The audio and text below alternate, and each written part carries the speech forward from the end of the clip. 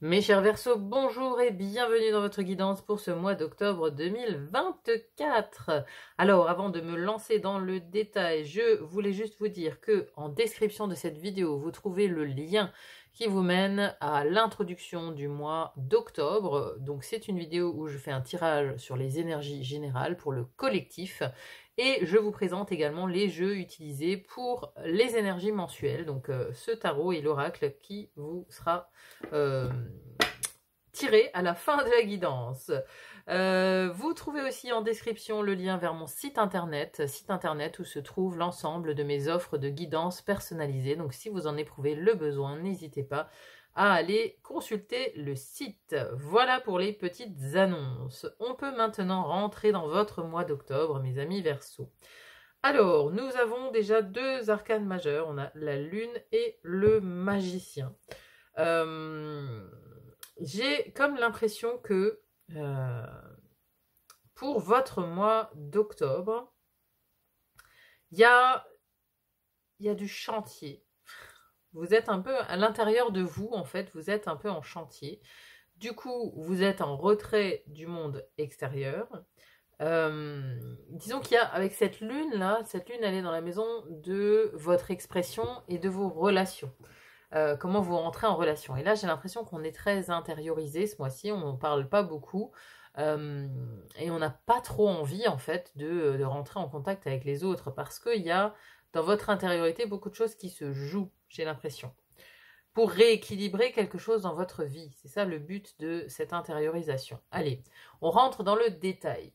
Donc, d'où vous venez ici, cette carte, c'est la 6 de coupe, d'où vous venez sur les mois précédents. Alors, on a ici, avec le 6 de coupe, on a un côté un peu innocent, un peu insouciant, le temps de l'enfance, vous voyez, où tout était simple. Hein. Ici, on a des enfants qui jouent. Donc, il y avait peut-être un moment de détente, un moment d'insouciance dans les mois précédents, où on prenait peut-être les choses un peu à la légère, peut-être un peu trop à la légère aussi d'ailleurs, hein, parce qu'il y a comme l'impression d'être rattrapé un petit peu par ses responsabilités au mois d'octobre, là.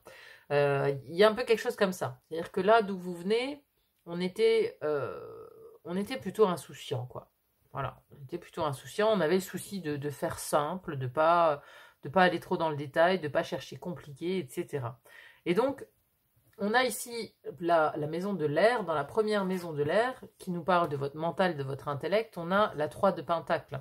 Et donc là, vous voyez, on a ce côté chantier. Hein. Alors, je l'ai déjà eu dans beaucoup de tirages, dans beaucoup de signes, cette carte, donc elle est peut-être représentative un peu du mois d'octobre, ça va être un peu le chantier, peut-être. Mais ici, on a une construction, en fait. On a quelque chose qui est en train de se construire dans votre mental, dans votre intellect. Donc, vous apprenez, vous pensez, en fait, vous êtes en train d'échafauder euh, une nouvelle réflexion, une nouvelle pensée, ou alors vous êtes en plein apprentissage. Hein. Vous avez peut-être... voilà, vous commencez peut-être une formation aussi pour ce mois d'octobre. Donc, on est en chantier. Excusez-moi. Mais ça implique donc d'autres personnes. Vous voyez, on a ces oiseaux ici qui ont chacun des outils en main et qui aident cette jeune fille à construire sa fleur. Donc on a un apprentissage qui va dépendre aussi d'autres personnes qui sont reliées à votre sphère mentale. Donc c'est pour ça que si vous commencez une formation, voilà, ça va représenter les professeurs, vos camarades de classe, etc. quoi. Donc on voit une activité qui est en construction, quelque chose qui se construit au niveau mental, au niveau intellectuel. Et donc, juste à côté de ça, dans la deuxième maison de l'air qui nous parle de votre expression, de comment vous communiquez et de vos relations à l'autre, association et contrat, etc. Et donc là, on a la lune. Donc voilà, il y a quelque chose de lourd quand même. Hein. Moi, c'est une lune que je vois un peu plombante ici. Euh, donc, il y a des relations. Alors, ça c'est à vous de voir où ça résonne, hein, quelles sont les relations qui sont éventuellement problématiques, mais en tout cas il y a des relations qui vous font beaucoup réfléchir, où vous intériorisez beaucoup, où vous intériorisez en fait, vous vous empêchez je pense de parler, hein, parce que là on est aussi dans votre expression, comment vous communiquez, donc il y a beaucoup de choses que vous gardez à l'intérieur de vous, hein, parce que la lune on est sur le côté yin, sur le côté féminin, sur le côté intérieur, donc on a du mal à s'exprimer, on a du mal à dire ce qu'on pense et on est aussi en pleine introspection avec cette lune pour voir justement. Mais après, vous n'êtes pas les seuls. Encore une fois, je pense que c'est vraiment une tendance pour tout le monde pour ce mois-ci, c'est que les relations à l'autre, ça questionne. Ça questionne beaucoup comment j'interagis avec les autres, comment je m'exprime, est-ce que j'y arrive, est-ce que j'y arrive pas, est-ce qu'il y a... Voilà, parce qu'on nous a constamment mis dans l'opposition, dans la division les uns les autres, et donc ça devient compliqué en fait de s'exprimer et même juste d'avoir une conversation basique. Donc ici, vous êtes vous en mode retrait. Vous êtes en mode retrait, c'est limite, vous n'avez pas envie de participer à la discussion parce que vous savez d'avance que ce sera vain. Hein, il y a quelque chose comme ça en fait. C'est-à-dire que argumenter pourquoi, parce que personne ne changera d'avis finalement, chacun reste arc-bouté sur ses positions, donc pourquoi parler, pourquoi me fatiguer à dire ce que je pense, quoi. Il y a un peu de ça. Donc vous restez en retrait, vous vous occupez, vous, de votre chantier, et puis voilà, les autres, ils ont qu'à se débrouiller. Il y a un peu cette idée-là quand même dans vos relations à l'autre. Ensuite, on a ici la maison de l'eau.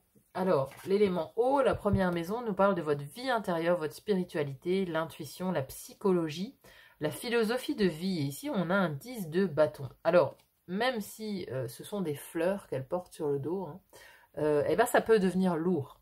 Donc là, il y a quelque chose qui devient très lourd à porter, en fait, dans votre vie intérieure. Il y a besoin, à un moment donné, de se délester, quoi. Hein. Parce que là, vous avancez, mais seul. Vous portez beaucoup de choses tout seul. Donc, dans votre intériorité, vous vous sentez surchargé. Vous vous sentez peut-être surchargé, justement, de responsabilité, voilà, il y a un fardeau, en fait. Vous avez un fardeau sur le dos et vous ne savez pas comment vous en défaire, comment poser tout ça, en fait. Vous voyez, mais après, la solution, c'est éventuellement de demander de l'aide, hein, parce que là, cette personne, elle est toute seule. On voit qu'elle avance toute seule, c'est un peu... excusez-moi. Vous avancez seule contre vents et marées, quoi. Il y a un peu cette idée-là où, voilà, ça rejoint un peu le chantier, quoi. Dans votre tête, c'est le chantier. Dans votre vie intérieure, votre intériorité, il y a des choses qui deviennent trop lourdes à porter, en fait. Donc, on a une notion de quelque chose qui vous pèse à l'intérieur de vous, de quelque chose qui, voilà, qui va bientôt... vous allez bientôt lâcher l'affaire. Hein, mais après, on est au 10. Hein, là, ça, c'est la bonne nouvelle, c'est qu'après, on reprend au numéro 1. Donc, c'est la dernière étape avant de recommencer quelque chose. Il y a un peu cette idée. À côté de ça, dans votre vie intime, dans votre foyer, vos émotions, la vie sentimentale, deuxième maison de l'eau, on a ici un roi de coupe. Alors, ce roi de coupe peut nous parler d'une personne, d'un signe d'eau, qui peut donc être poisson, cancer ou scorpion, qui aurait une importance pour vous ce mois-ci. Donc ça peut être une personne, mais après ça peut aussi être votre énergie. Le roi de coupe, il a une énergie très sensible, hein, vous voyez, hein, on a vraiment l'élément eau à l'intérieur de lui ici. Bon, on a quand même les vagues, mais même avec les vagues, on a un bateau qui reste droit, qui reste stable, qui ne faillit pas, vous voyez. Donc on a quand même l'idée, ici, si c'est votre énergie dans votre vie intime, où vous êtes un peu le pilier émotionnel de la famille, du foyer, on vient vers vous parce que vous arrivez justement à être à l'écoute, à être dans la compassion, à maîtriser vos émotions aussi. Donc ici, ça se passe vraiment plutôt bien dans la vie intime parce que voilà, vous avez réussi aussi à vous stabiliser, à être ce roi de coupe, à stabiliser vos émotions et à être maintenant, voilà, vous êtes au calme, on va dire, chez vous, dans votre intimité. C'est d'ailleurs un endroit où je pense vous êtes bien. Hein, donc ces autres-là, avec qui vous avez du mal à discuter, je pense que ça ne concerne pas votre intime, hein, c'est autre chose. Ensuite, nous avons ici l'élément feu. L'élément feu avec la première maison qui nous parle de votre énergie, de votre vitalité, de votre rayonnement, comment on vous perçoit aussi, votre personnalité vue de l'extérieur. Alors on a ici un 6 de denier. Alors justement, on a ici hein, cette balance-là, cette balance sur cette théière. Cette carte, elle nous parle du donner-recevoir, elle nous parle de générosité, elle nous parle de rééquilibrer justement le donner et le recevoir. Hein. C'est pour ça qu'on a un goutte à goutte ici dans cette tasse et elle attend là. Donc, il y a un effet aussi de rééquilibrage. de générosité aussi, hein, parce que, voilà, vous pouvez être dans une énergie... Enfin, moi, j'ai plus l'impression que vous avez besoin de rééquilibrer certaines choses dans votre vie, et notamment votre façon d'entrer en contact avec les autres et votre communication. Ça, voilà, c'est quelque chose qui est à rééquilibrer. Donc, on rééquilibre le donner et le recevoir. Justement, hein, vous faites peut-être justement le tri des relations qui vous pompent de trop, hein, qui vous prennent toute votre eau ici, et vous, il vous reste plus rien. Donc, on rééquilibre par rapport à ça, ces relations, parce qu'il y a des relations qui n'apportent plus rien, qui vous prennent plus qu'elles ne vous apportent. Donc, à un moment donné, c'est pas équilibré. On va faire le ménage, voyez? Donc ça, c'est l'énergie un petit peu qui vous habite pour ce mois d'octobre. C'est une volonté de rééquilibrer le donner et recevoir dans l'ensemble de votre vie, hein, que ce soit avec les autres, avec les amis, dans le cercle amical, dans le cercle familial. Vous faites attention où vous donnez de votre temps et de votre personne. Hein, c'est vraiment l'idée que j'en ai. Deuxième maison du feu ici, qui nous parle des actions, des désirs, des projets, des créations. Et on a ici la belle carte du magicien. Donc, le magicien, c'est agir et communiquer. Donc là, je pense que vous êtes plus sur l'action que sur la communication ce mois-ci, hein, parce qu'on a dans votre communication, ici, on a la lune, donc c'est plutôt intériorisé. Mais vous avez quand même le départ, parce que le magicien, c'est la carte numéro 1, le départ d'une création, d'un désir de créer quelque chose. Vous voyez, hein, ici, c'est mûr pour sortir du chapeau du magicien. Hein. Il y a quelque chose qui sort comme ça, qui sort de votre chapeau. Un nouveau désir, excusez-moi, un nouveau désir, une nouvelle création qui implique que vous posiez des actions, justement, pour créer quelque chose de neuf. En tout cas, ici, c'est très favorisé. La maison des créations et des projets est extrêmement favorisée pour vous ce mois-ci, hein, puisque ça nous parle vraiment de nouveaux départs. Donc une fois, je pense que vous avez fait le ménage un peu partout, vous êtes prêt à vous lancer dans une nouvelle aventure, dans un nouveau projet, dans une nouvelle création. En tout cas, vous en avez le désir, hein. Il y a cette flamme intérieure ici qui revient avec ce magicien. Vous avez envie de faire sortir quelque chose de votre chapeau. Le chapeau, ça peut être la tête, hein. Donc dans votre tête, on a un chantier, vous êtes peut-être en train d'apprendre quelque chose pour matérialiser un futur projet. Vous voyez, si on fait une formation, c'est qu'on a un projet derrière. Donc là, c'est extrêmement favorisé. Donc vous travaillez vraiment ardemment à apprendre ce qu'il faut pour construire votre projet. Hein, je pense que ces deux maisons ici, elles sont liées. Ensuite, on a, pour terminer, l'élément air. Alors, l'élément terre, pardon. Élémentaire, mon cher Watson. Donc, première maison de la Terre ici qui nous parle de vos finances, de vos possessions, mais aussi du corps et de la santé. On a un autre roi ici qui est un roi de denier. Alors ici, ça peut être un homme d'un signe de terre qui peut avoir son importance en rapport avec vos finances. Signe de terre, donc nous avons le taureau, attendez, je vais y arriver. Le capricorne et la vierge, pardon. Taureau, Vierge, Capricorne.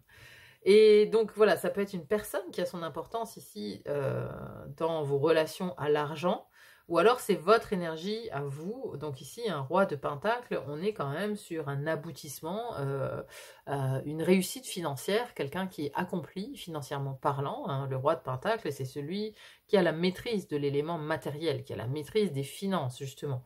Donc, c'est plutôt de bon augure s'il s'agit de votre énergie. Maintenant, s'il s'agit d'une tierce personne avec une énergie très terrienne, comme ça, voilà, elle peut avoir son importance. Si c'est quelqu'un à qui vous devez de l'argent, hein, qui est d'un signe de terre, par exemple, bon, bah voilà, vous pourriez avoir envie de lui tourner le dos un petit peu et de le laisser de côté ce mois-ci parce que vous n'avez toujours pas les moyens de le rembourser. Par exemple, hein, bien sûr. J'illustre pour que vous compreniez un petit peu la vibe. Voilà, donc, ce roi de Pentacle... Si ce n'est pas une tierce personne, c'est vous. Et dans ce cas-là, c'est très positif puisqu'on a un très bon rapport ici à l'argent. Et on a, on a des ressources qui sont favorisées avec un roi de Pentacle. Clairement. Dans la deuxième maison de la Terre qui nous parle de votre vie professionnelle ou de votre vie quotidienne, si vous êtes sans emploi ou vous êtes à la retraite, on a le 2 de coupe. Alors ici, ça nous parle bien sûr de mariage, d'association, d'alliance avec quelqu'un. Donc ça peut augurer d'un nouveau travail ou d'une nouvelle personne qui entre dans votre équipe de boulot. Ça peut être un nouveau client, ça peut être quelqu'un qui a de l'importance en fait voilà, dans votre vie professionnelle, hein. C'est vraiment une alliance, une association, à moins que ce soit vous, avec les deux polarités, yin et yang, qui s'associent ici pour faire quelque chose de très positif au niveau du travail. Mais en tout cas, voilà, moi j'ai plus l'impression que c'est une nouvelle alliance avec quelqu'un dans votre sphère professionnelle ou dans votre vie quotidienne pour vous aider peut-être aussi à construire ça. Donc ça peut être aussi une alliance avec un formateur par exemple, hein. Ça peut nous parler de ça pour réaliser un futur projet. Il y a des personnes qui peuvent être concernées par cette énergie-là. Ou alors, voilà, c'est quelqu'un de nouveau qui se présente dans votre sphère professionnelle, donc soit un client, un patron, un collègue, quelqu'un qui a une importance aussi ce mois d'octobre. Ensuite, comment on finit le mois? Vers où on va? Alors, on va quand même vers la 4 d'épée. Hein. La 4 d'épée, c'est la carte du repos. C'est le repos du guerrier, vous voyez. Donc, c'est plutôt un état où rien ne bouge, quoi. Donc, il y a une idée que, voilà, vers le mois prochain, ça va être plutôt calme, ça va être plutôt... vous allez peut-être avoir besoin aussi de vous reposer parce qu'on a une énergie quand même avec ce 10 de bâton, de fardeau, là. Voilà, on peut se dire qu'à la fin du mois, vous allez avoir besoin de repos. Il y a un côté repos du guerrier, se reposer, se mettre en retrait...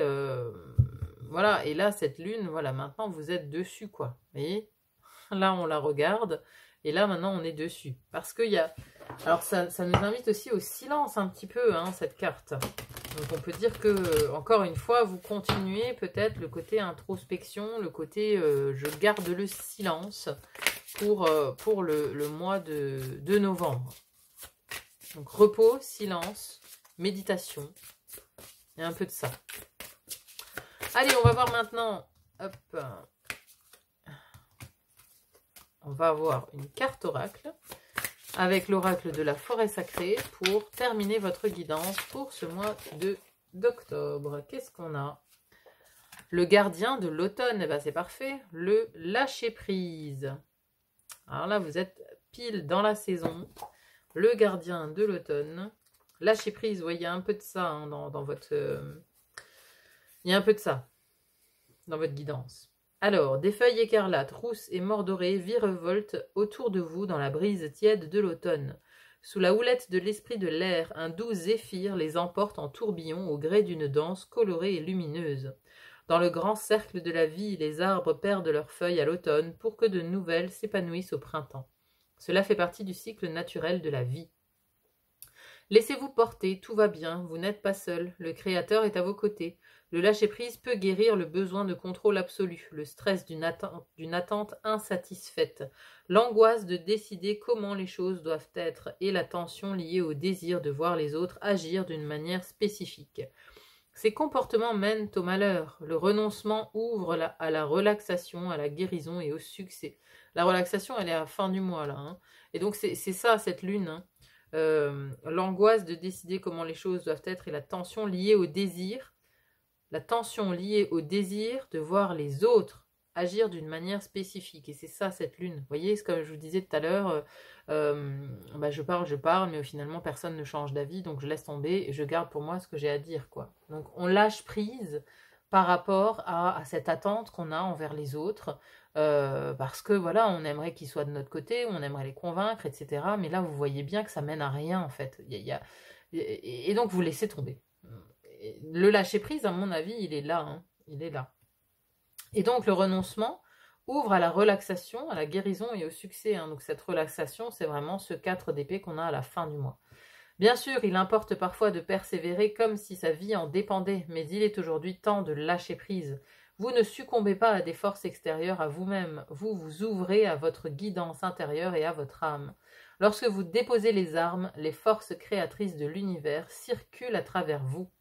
Selon les cultures terrestres, les 4 points de puissance de l'année, les équinoxes de printemps et d'automne et les solstices d'été et d'hiver, possédaient une profonde signification spirituelle. Pour les populations indigènes, l'automne était l'époque de la temporisation.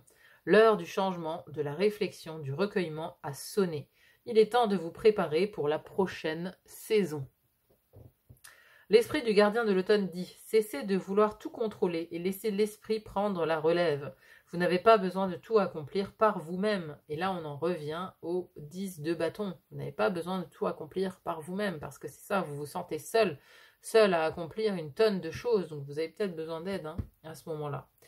Abandonnez ce qui ne vous sert pas. Désencombrez votre vie. Ouvrez votre cœur, lâchez prise et acceptez le soutien de l'esprit. Donc là, désencombrer votre vie, clairement, je pense à la vie intérieure, je pense à la spiritualité, à la psychologie. Vous devez vous délester de quelque chose, en fait. Et ce lâcher-prise vous y invite, parce que, voilà, c'est en faisant le vide, parfois aussi, qu'on arrive à retrouver le chemin, justement, de ce repos, le chemin de la relaxation, un chemin où on peut se laisser aller, en fait, tout simplement. Voilà, mes chers Verseaux. Bon, bah écoutez, j'espère en tout cas que ça vous aura parlé. N'hésitez pas à me dire en commentaire comment ça résonne dans votre vie. C'est toujours intéressant à lire. Merci en tout cas d'être là sur la chaîne. Merci pour vos likes, vos partages, vos abonnements. Ça va toujours droit au cœur. Merci infiniment.